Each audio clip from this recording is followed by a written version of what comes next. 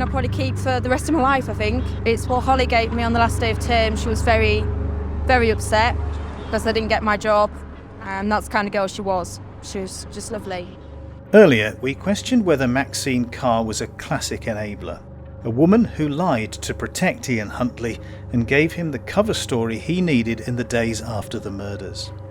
But in the interest of fairness, it's important we acknowledge an alternative and arguably more nuanced interpretation of her behaviour.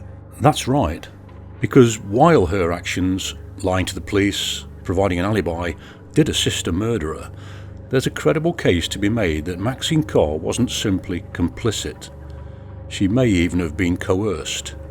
She may even have been one of Ian Huntley's earliest victims. Carr was just 22 when she met Huntley. She was a teaching assistant in a local school and by most accounts a shy, insecure woman with low self-esteem.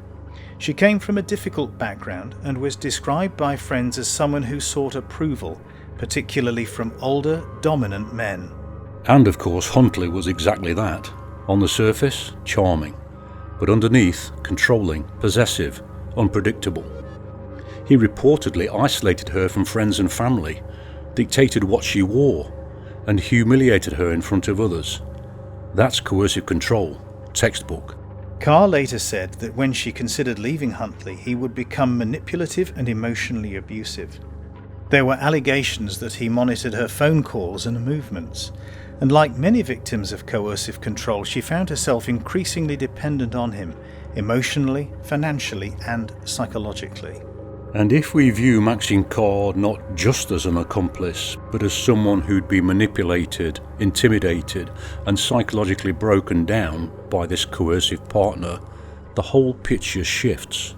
It doesn't make what she did right, but it does raise hard questions about justice, about agency, about how we view women who support violent men. Are they partners in crime or prisoners of the same abuser?